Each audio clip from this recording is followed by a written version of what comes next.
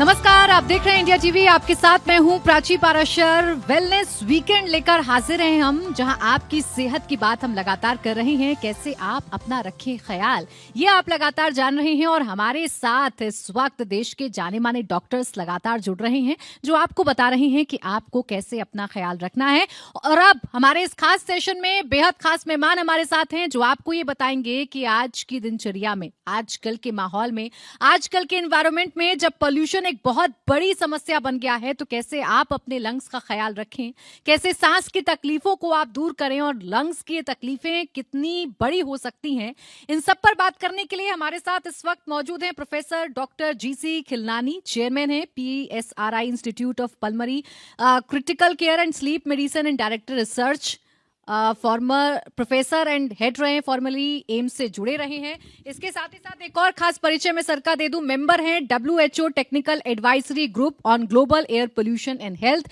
बहुत बहुत स्वागत है सर आपका, तालियों के साथ एक बार स्वागत करिए। धन्यवाद। लंग्स की बात कर रहे हैं, पोल्यूशन की बात कर रहे हैं, तो सबसे पहले शुरुआत जानकारी के साथ हो जानी चाहिए। कैसे परखें सर हम, हमारे लंग्स कितने हेल्दी हैं?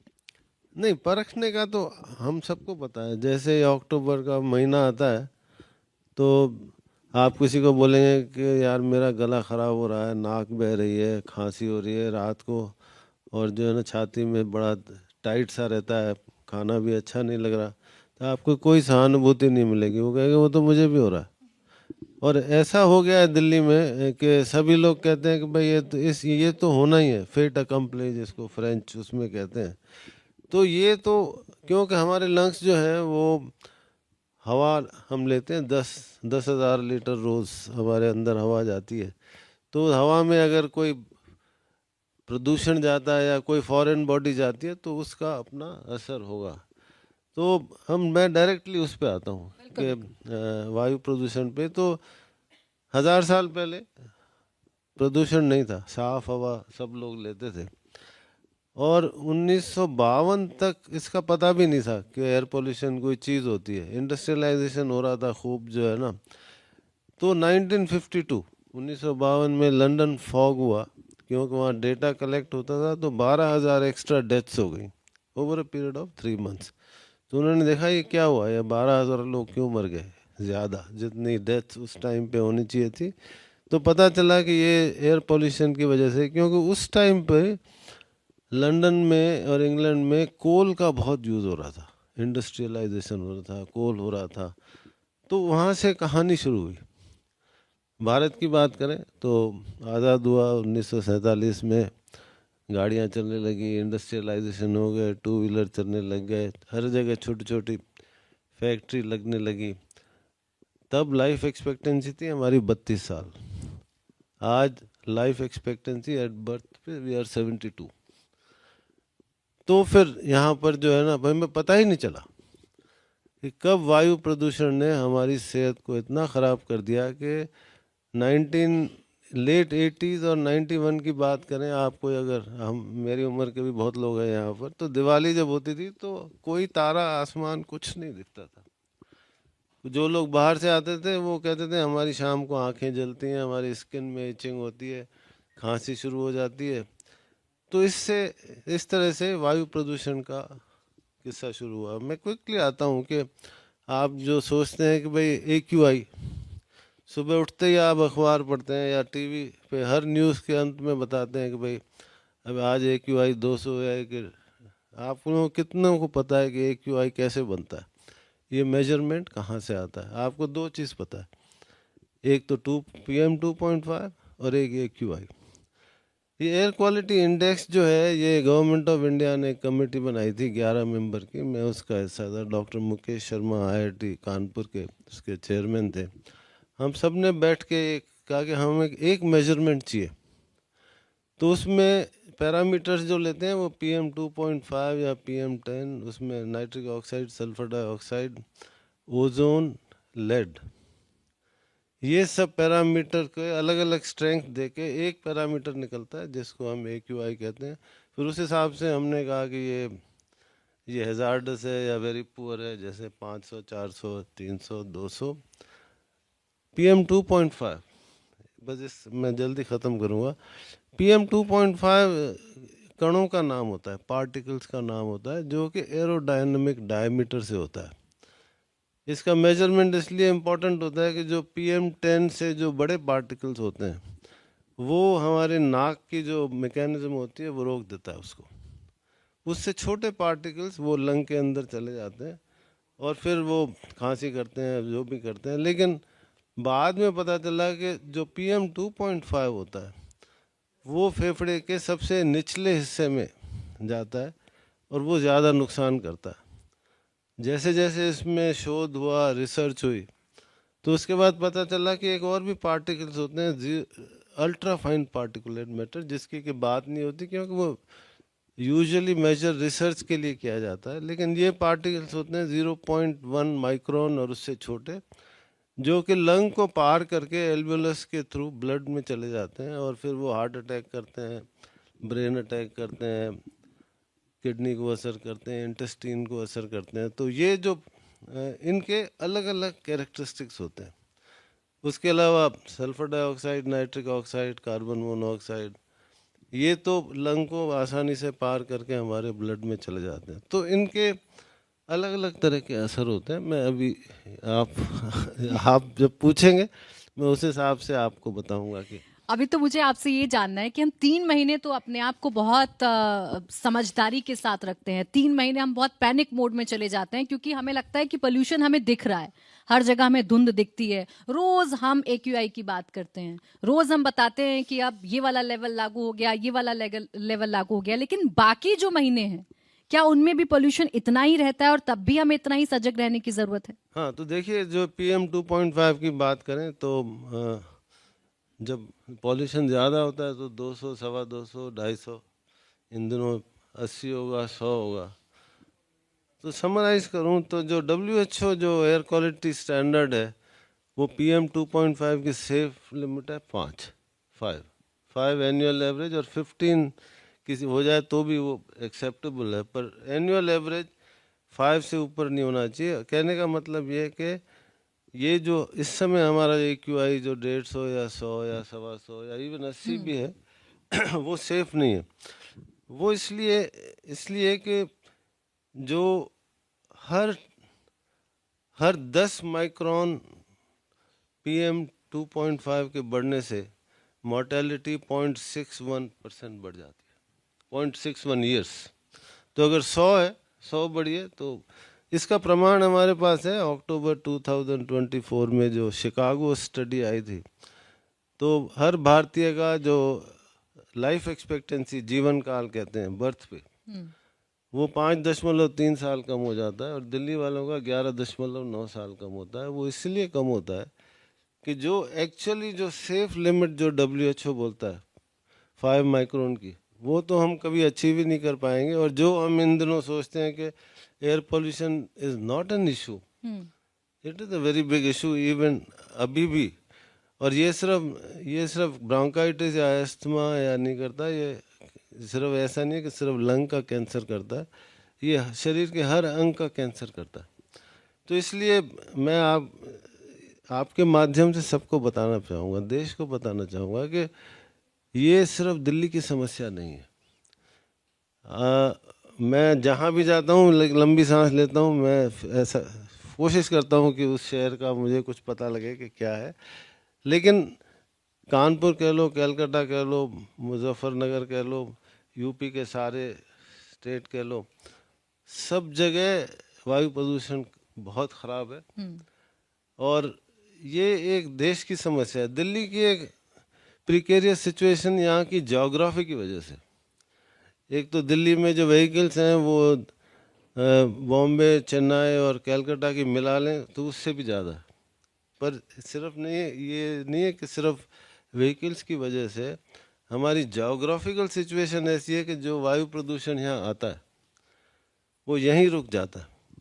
और ये भी गलत है कहना कि वायु प्रदूषण सिर्फ व्हीकल से होता है, ऐसा नहीं है। जो ट्रांसपोर्ट का कंट्रीब्यूशन होता है करीब 20 से 30%, उससे कम भी होता है, लेकिन उसके अलावा बहुत सारे होते हैं।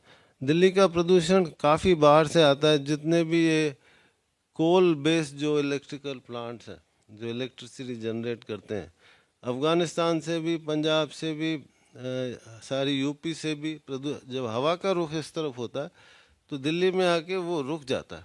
आपने देखा होगा कि सुना होगा, अखबार में सुबह पढ़ते हैं कि आज प्रदूषण कम हो गया क्योंकि हवा तेज चली या बरसात आ गई, है ना। तो वो जब मुंबई में एयर पोल्यूशन कम होता है, उनके पास समंदर है, वहाँ हवा चलती है, खूब हवा चलती है, तो वहाँ चला जाता है। दिल्ली की सिचुएशन ख़राब है, लेकिन ऐसा नहीं है कि समाधान नहीं, समाधान है, लेकिन उसकी बात करेंगे जब आप पूछेंगे। नहीं, अब समाधान पर ही आ जाते हैं, क्योंकि अभी एयर प्यूरिफायर घर में लगा लिया तो हमें लगता है कि अब हम बिल्कुल ठीक हैं, सब कुछ ठीक रहेगा, हमें अच्छी हवा मिल रही है। क्या यही एक समाधान है या ये समाधान काफी है हमारे लिए? ये समाधान बिल्कुल काफ़ी नहीं है, क्योंकि हमें समझना होगा कि एयर प्यूरिफायर क्या चीज़ होती है। एयर प्यूरिफायर एक फ़िल्टर होता है जो कि हवा को अंदर लेता है और एक फ़िल्टर करके बाहर बाहर आती है। और आपने देखा होगा कि एयर प्यूरिफायर बताते हैं कि भाई 212 है PM 2.5, और आप सुबह उठते हैं तो उसमें 25 होता है, तो आप बड़े खुश होते हैं कि रात को मैंने बहुत अच्छी हवा ली, तो मेरे को बिल्कुल गला ख़राब नहीं है, मेरे को खांसी नहीं है। लेकिन एयर प्यूरिफायर कार्बन मोनोऑक्साइड को तो नहीं रोकता, गैसेस को तो नहीं रोकता। और दूसरा ये है कि एयर प्यूरिफायर यूज़ करने की एक मर्यादा होती है।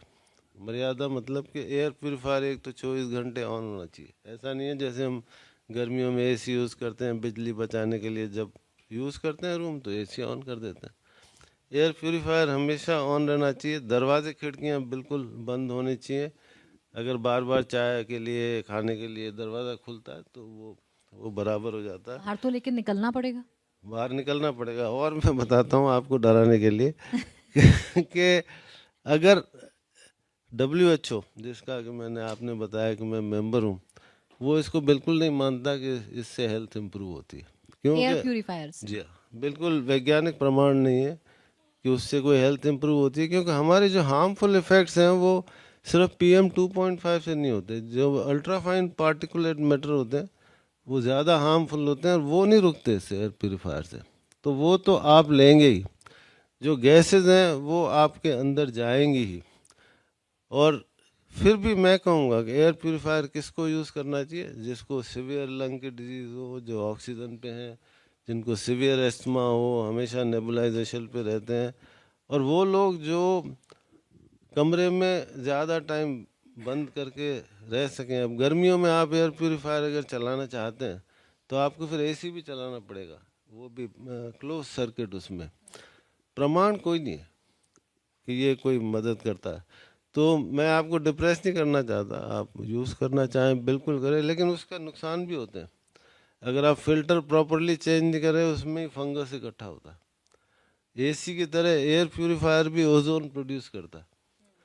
तो ये नफ़े और नुकसान के बीच की बात है। तो सारे घरों में एयर प्यूरिफायर चलता है, मेरे घर के अलावा, क्योंकि मेरी सोच थोड़ी भिन्न है। लेकिन सर, सांस तो लेना है, जीना तो हमें इसी इन्वायरमेंट में है। हम एयर प्यूरिफायर अपने घर के अंदर लगा लेंगे, लेकिन बाहर निकलना है, काम पर जाना है। ऐसे में अपने लंग्स का ध्यान हम कैसे रखें, क्या सावधानी बरतें जो समस्याएं कम से कम हो?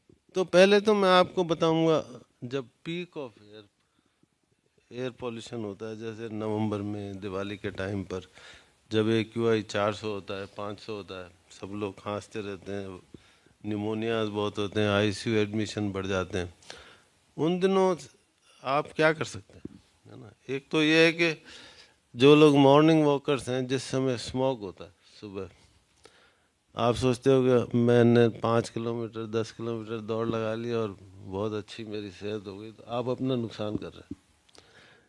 क्योंकि जब आप एक्सरसाइज करते हैं तो आपकी जो एयर इनटेक होती है वो 5 गुना हो जाती है। एक तो ये बात। दूसरा, जब आप दौड़ लगाते हैं या एक्सरसाइज करते हैं तो आप मुंह खुल जाता है। मुंह खुलते ही आपका जो नाक का फिल्टर है वो बाईपास हो जाता है, हवा फिर मुंह से जाती है, डायरेक्ट लंग में जाती है, बिना बिना फिल्टर के। और इसका भी मैं आपको वैज्ञानिक प्रमाण बताऊंगा कि इंग्लैंड में एक बहुत एलिगेंट स्टडी हुई थी कुछ साल पहले। उन्होंने पॉपुलेशन को, हेल्दी पॉपुलेशन को, ऑक्सफोर्ड स्ट्रीट, जहाँ पर डीजल व्हीकल्स बहुत चलती हैं, वहाँ पर 2 घंटे वॉक कराया, फिर उनके लंग फंक्शन पहले किए और बाद में किए। तो ये देखा कि उनके जो स्पायरोमीट्री हम करते हैं ना, आपको पता होगा कि फूंक मार के करते हैं, तो उनके लंग फंक्शन 2 घंटे बाद किए तो कम हो गए।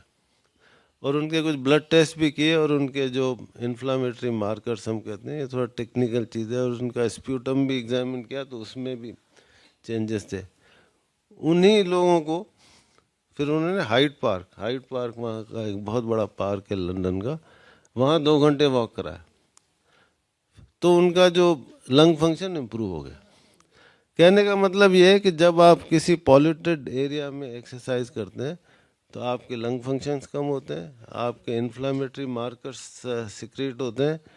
तो ये एक कारण, ये एक प्रूफ है क्यों हमें ब्रोंकाइटिस होती है, क्यों हमें हमारा एस्थमा बढ़ जाता है। क्योंकि जब मैं पढ़ता था काफ़ी साल पहले, 30-40 साल हो गए, तो जो COPD होता है, जो कि अब 3rd leading cause of death है, वो ये पढ़ाया जाता था कि 90% से ज़्यादा स्मोकर्स में होता था।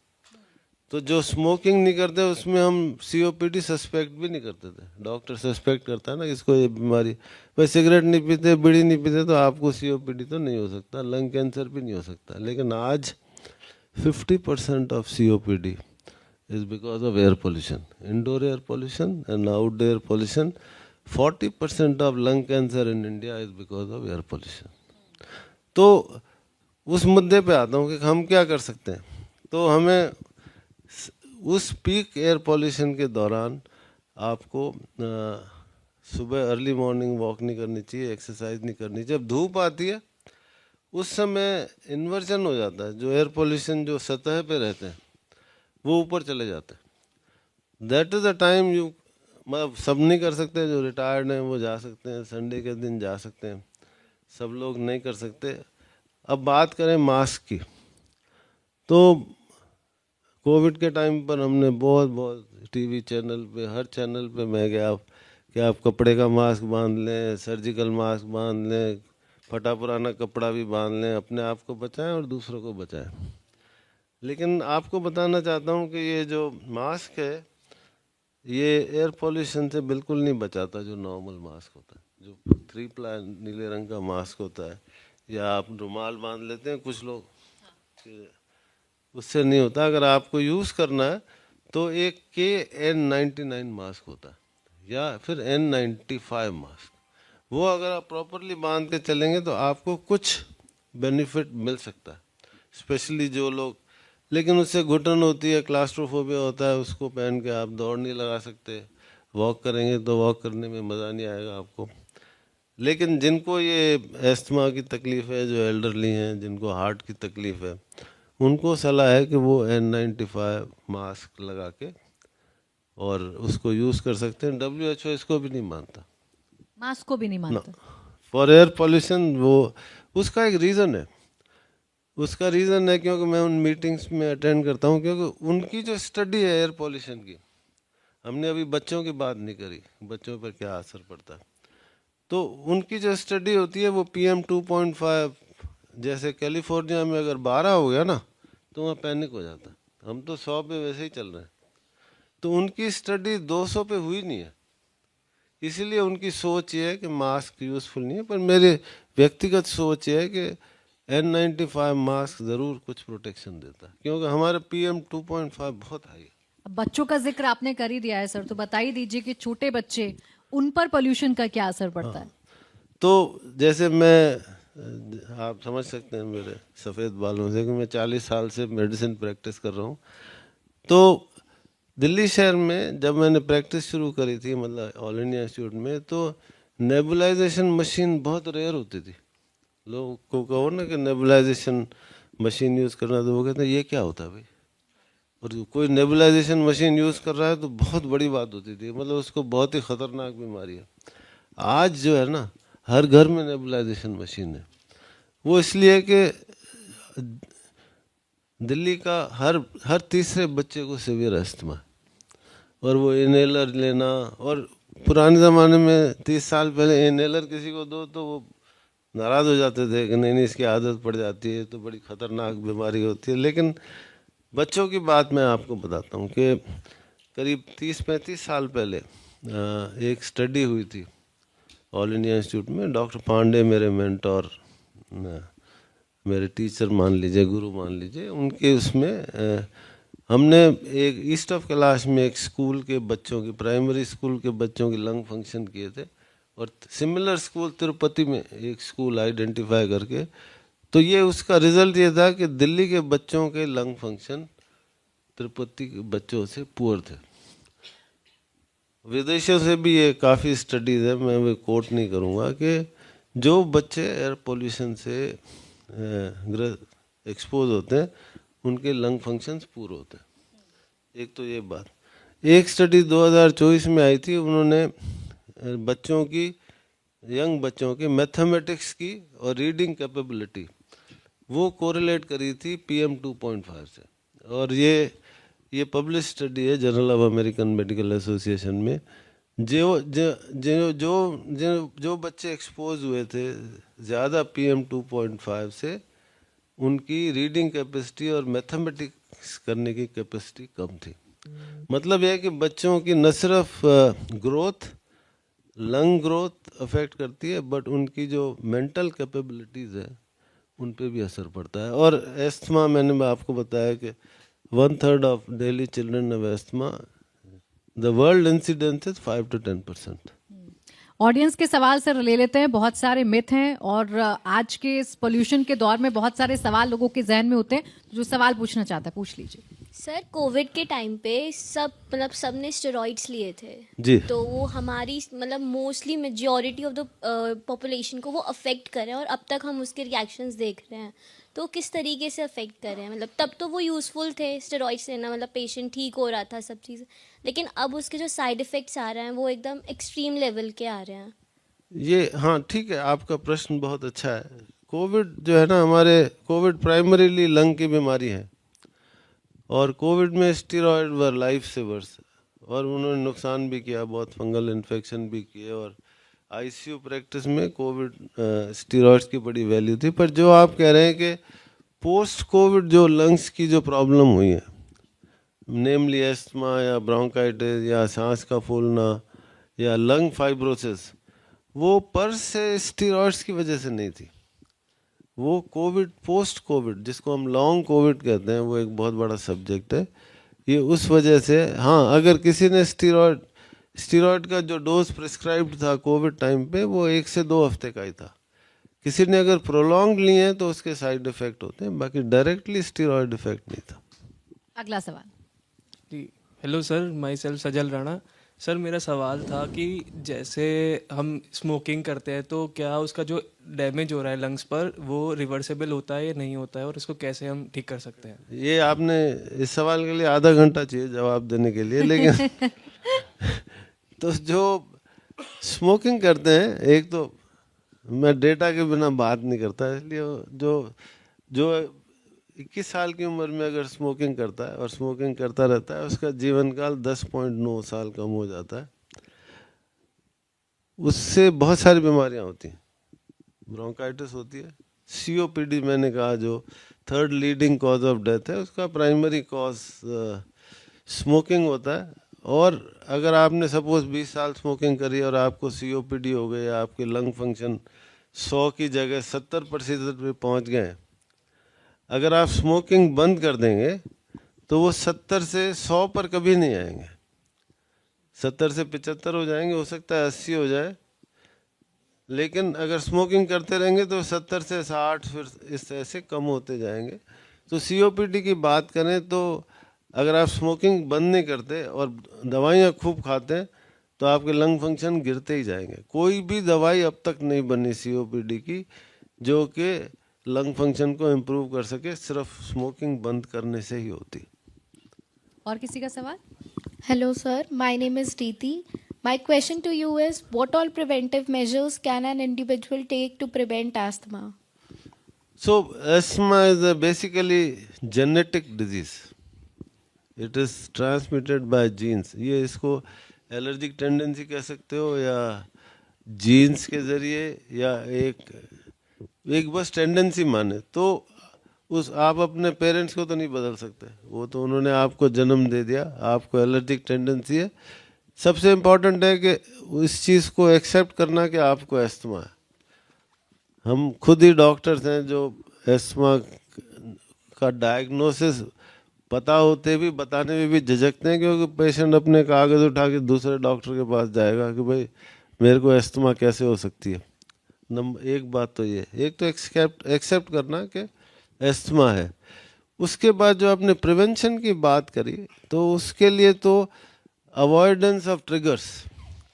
अब एस्थमा के ट्रिगर्स 3 सबसे इम्पोर्टेंट होते हैं। एक तो एयर पॉल्यूशन है, एक आपके पॉलन्स हैं जो हाउस, और तीसरे होते हैं हाउस डस्ट माइट्स, जो ये कारपेट के नीचे डस्ट होती है, पुरानी डस्ट होती है, या गद्दों के नीचे या पर्दे के नीचे, पुरानी किताबों पे, या कपड़े हम सर्द गर्मियों में रख देते हैं उनको निकालते हैं, उसमें माइट्स होते हैं।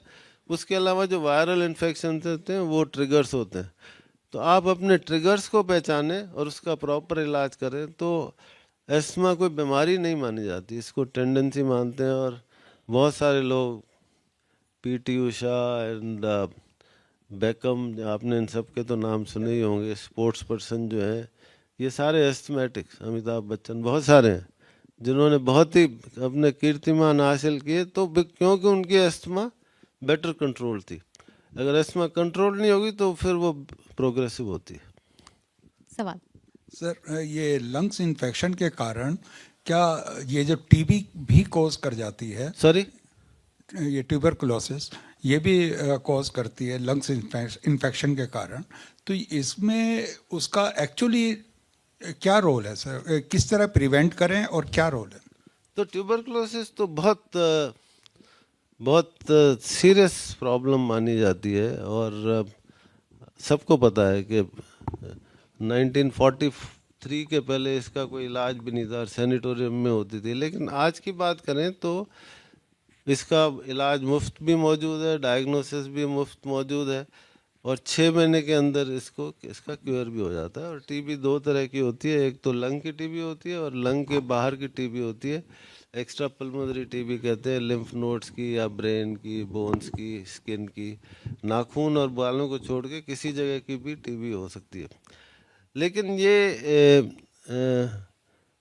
माननीय प्रधानमंत्री ने कहा कि 2025 तक उन्मूलन कर देंगे ट्यूबरकुलोसिस का, और WHO ने बोला है कि 2030 तक इरेडिकेट कर देंगे। वो इरेडिकेट करने का तरीका ये है कि आप टीबी का डायग्नोसिस करें, जो कि स्प्यूटम एग्जामिनेशन या दूसरे तरीके होते हैं उनसे होता है, और अगर आप हर मरीज़ का डायग्नोसिस करें, ये फैलता कैसे है, ये सांस के ज़रिए फैलता है, खांसी के ज़रिए। जो टीबी का मरीज़ होता है वो कीटाणु फेंकता रहता है। अगर आप सोचें कि सपोज इस भारत में 1 करोड़ टीबी के पेशेंट हैं, आप 1 करोड़ का ही अगर डायग्नोस करके सबका इलाज कर देंगे तो टीबी ख़त्म हो जाएगी। लेकिन अभी हम इससे दूर हैं।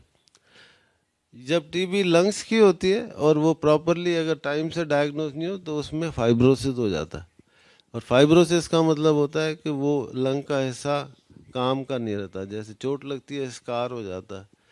तो मैं नहीं सोचता क्या आप पूछना चाहते हैं, लेकिन टीबी जो है ना वो हर जगह होता है कि 2 हफ्ते खांसी हो तो आप अपना बलगम चेक कराएं।